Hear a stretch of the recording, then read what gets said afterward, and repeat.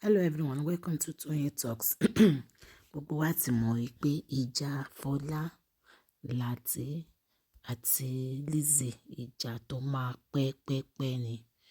because ìjà yóò lè end very soon. Ó ti bá a ṣe ń rò pé ó ti ń lọlẹ̀ ní gbogbo ẹ̀ ń rú sí every day. Lizzy ló jáde o, the same issue náà ni ẹ jẹ́ ká jọ gbọ́ nǹkan tí Lizzy fẹ́ wá sọ fún wa lálẹ́. It is well. Thank you for watching. Till I'll see you in my next video. Stay safe, stay blessed. I love you tí all. ò bá tẹ ẹ̀rọ gbogbo nǹkan ṣé wọ́n òkè mélòó ni mo fẹ́ lò I have so many pages tó ná tí ò mo dẹ̀ wò pé Yorùbá ní nǹkan téèyàn bá ní ló máa fi wá nǹkan tí ò ní mo gbé sórí igbá pòkè mo fẹ́ ta mo tà fáwọn èèyàn àmọ́ kinní kan wà tábàárẹ̀ tó bá sọ pé òun lòun mọ̀ tán òun lòun gbọ́n tán á jẹ́ pé irú èèyàn bẹ́ẹ̀ ẹ wò dáadáa. Nígbà tí mò ń set gbogbo àwọn page mi yẹn mo ní ẹ̀gbọ́n ìyá tó jẹ́ wípé àwọn náà jẹ́ admin níbẹ̀ tí wọ́n bá mi máa ń set ẹ̀ pókè ṣe mọ̀ gẹ́gẹ́ bí ìmọ̀ àtòye ó níbi tèmi náà kú díẹ̀ káàtó sí. Àwọn ọlọ́mọ bá mi wò wọn nǹkan míì tó bá ṣẹlẹ̀ ńbẹ̀ ó yá ṣe báyìí ṣe báyìí. Lára àwọn nǹkan yìí ló ti set àwọn star monetization nígbàgbọ́ tèmi àti tẹni yẹn gbà yẹn ni wípé téèyàn bá set monetization téèyàn ti set ẹ̀ nígbàgbọ́ wa ni pé èèyàn lè delete setting of the page and put another one there èyí tó jẹ́ wípé Facebook ò fààyè gbà. And then nígbà tí màmá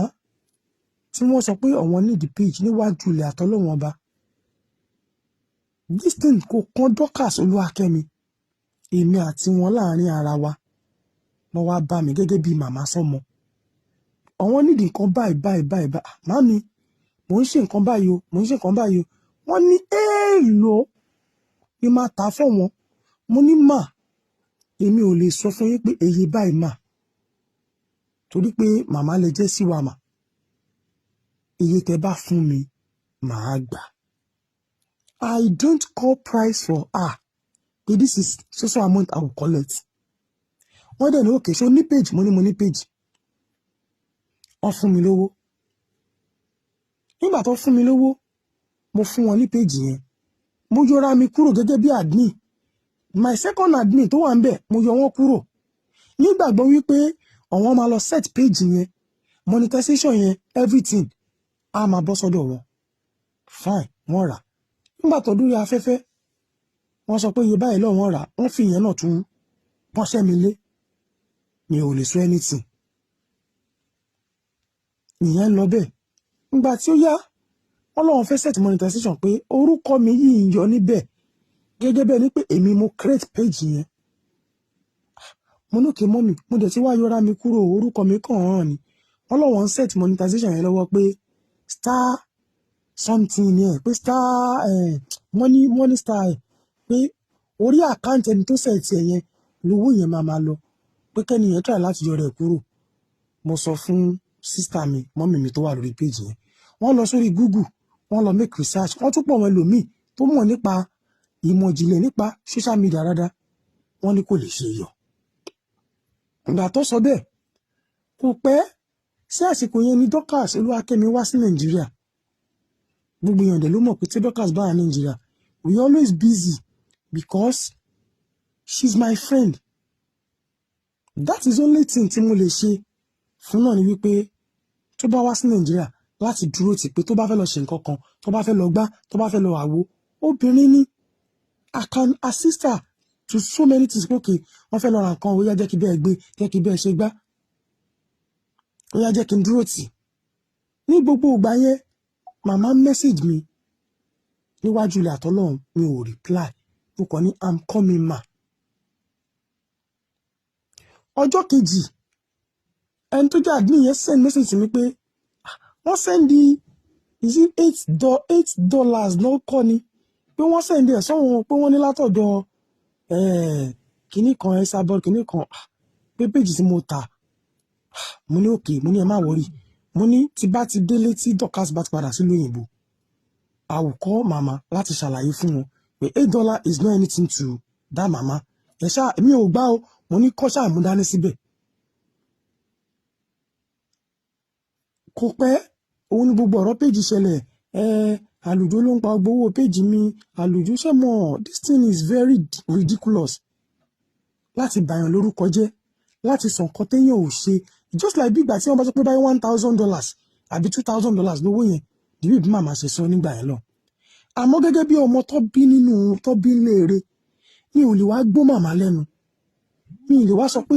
nǹkan tó ṣe àwọn èèyàn message mi ẹ má bínú mi ìka message because I want to deliver my mind kọ́kàn mi kó fúyẹ́.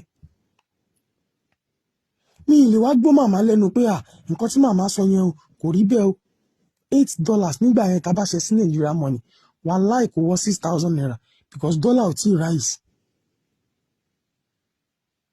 Èmi wá wò pé ṣé màmá tó ń fọ̀hún èèyàn lówó màmá tó ti fún mi ní 200,000 rí tó ti ṣe so many things how much is that the money? Mo wò pé màmá kan cash fún ọ ní jàre. I don't reply mo ń wò. The next payment by $13 bọ́yẹ sán ni mọ́mí yẹn send ẹ̀ sí mi.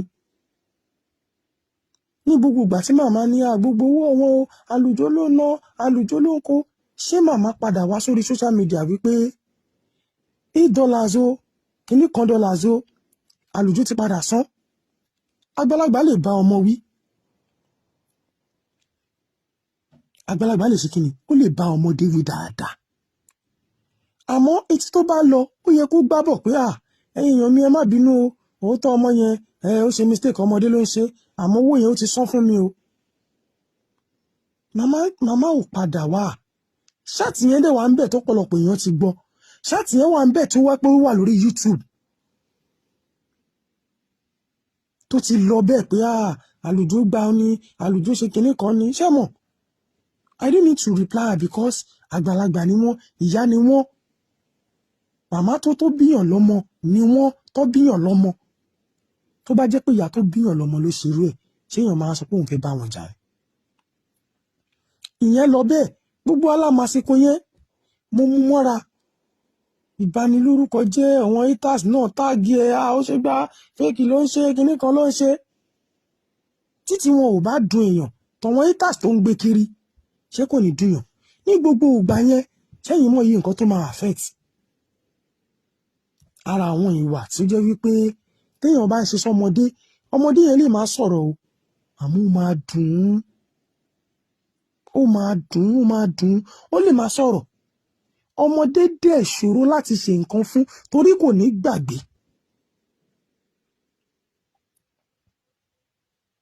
Ìyẹn lọ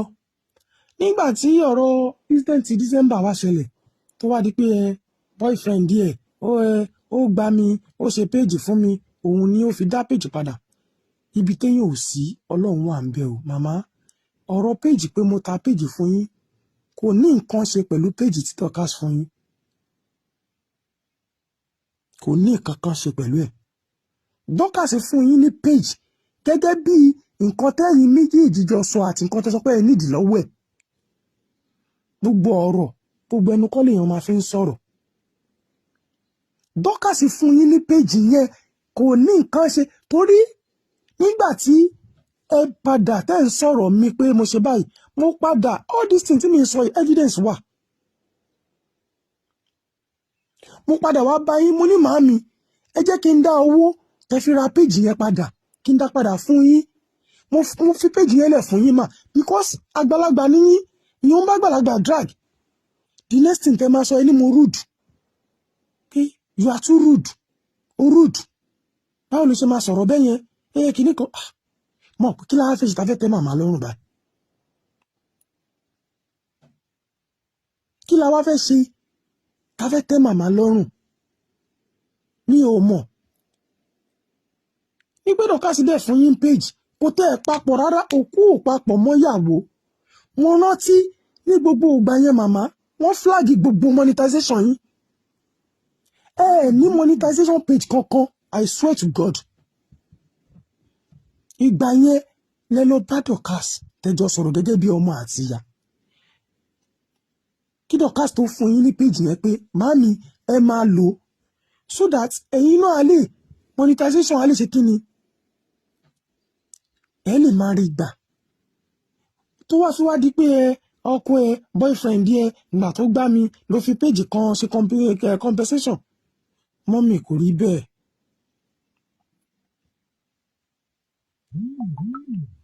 àwọn èèyàn message mi ní ká message kankan látòrí WhatsApp àfi tí bá ẹ̀yin náà ti rí ń pa tọ̀dọ̀ mi náà rí náà.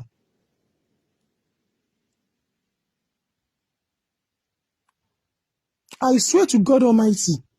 àwọn tó wà lórí TikTok lọ béèrè gift orí TikTok ó ju Facebook lọ.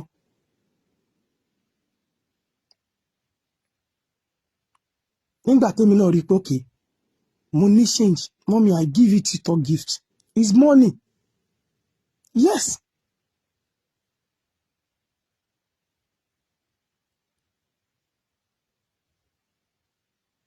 I give you ma gift TikTok gift mo fún yín ma.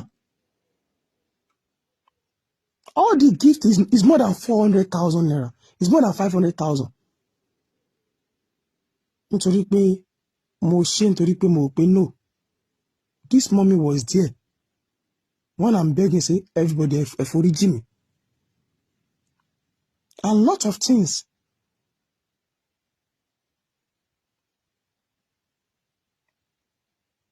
Ó wá jẹ́ nǹkan tó yẹ pé ó dùn ní, ó jẹ́ ọgbẹ́ ọkàn láti rírú fídíò tẹ́ ṣe ń gbà yẹn.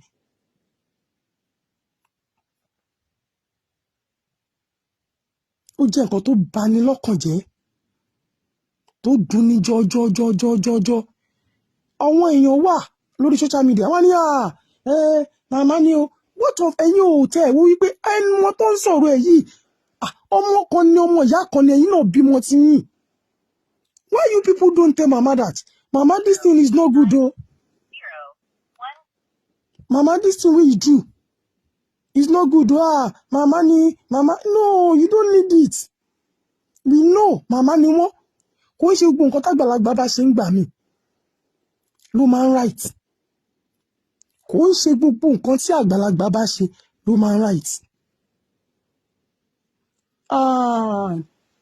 Báwo lọ ṣe ń sọ ní English? African kìíní wa ẹ jẹ́ ká try ẹ̀ ká máa change ẹ̀. Ká má sọ pé gbogbo nǹkan tágbàlagbà bá ṣe òun ló right. No. Ká bá sọ pé gbogbo nǹkan tágbàlagbà bá ń ṣe ló right. Ayé ọ̀pọ̀lọpọ̀ ẹlòmíì àti bàjẹ́.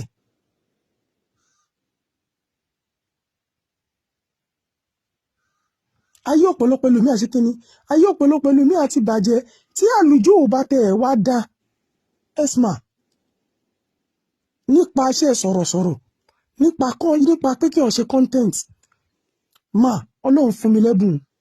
kò ṣe pé tí bá sọ̀rọ̀ yín ni máa rí view ni máa rí followers kí tó join pé mò ń bá yín ṣe ọ̀rọ̀ èmi ni speaker blogger kìíní kan yìí I do my content I see more àìmọye viewers kí epo ẹyẹ kan tó ta sí yín lára màmá kí àwọn ọmọ ẹgbẹ́ yín gan tó jáde èmi ni first person tó máa kọ́kọ́ jáde lot of videos there now ṣégbà tí Portable ni lot of people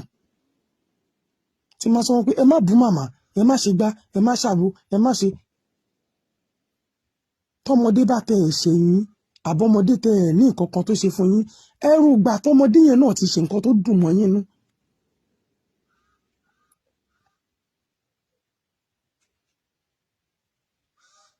ẹrù gbà tí ọmọdé yẹn náà ṣe kí ni tó ti ṣe nǹkan tó dùn mọ́ yín nú nítorí wípé ilé ayé ta wà yìí ẹ̀dẹ́ ní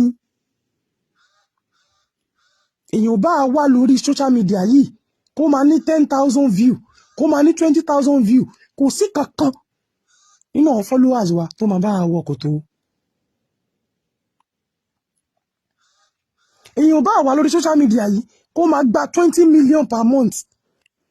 lọ́wọ́ Facebook àfọwọ́bà fílẹ̀ láyé àfọwọ́ṣe kí ni àfọwọ́bà fílẹ̀ láyé ilé ayé ta dẹ̀ wà yìí ẹlẹ́gẹ́ ni mi ò sọ eléyìí láti sọ pé báyé mo wá àwọn ẹni tó bá jẹ́ pé ẹni tó lóye rárá tó nímọ̀ á mọ̀ wípé mo sọ. ọkọlọkọ ni wọ́n ń dó Lizzy Anjorin gan kó sá fún ẹ yes gbogbo ẹnu ni mo fi sọ kó sá fún ẹ o lè bọ́kú ẹ̀sùn wọ́n tó lè lọ bá ẹsẹ̀ lùsùn kábíyèsí torí pé o fẹ́ spite Làfúnkì kí ni Làfúnkì ṣe fún ẹ ṣebí torí ẹjọ́ ń jà ewé.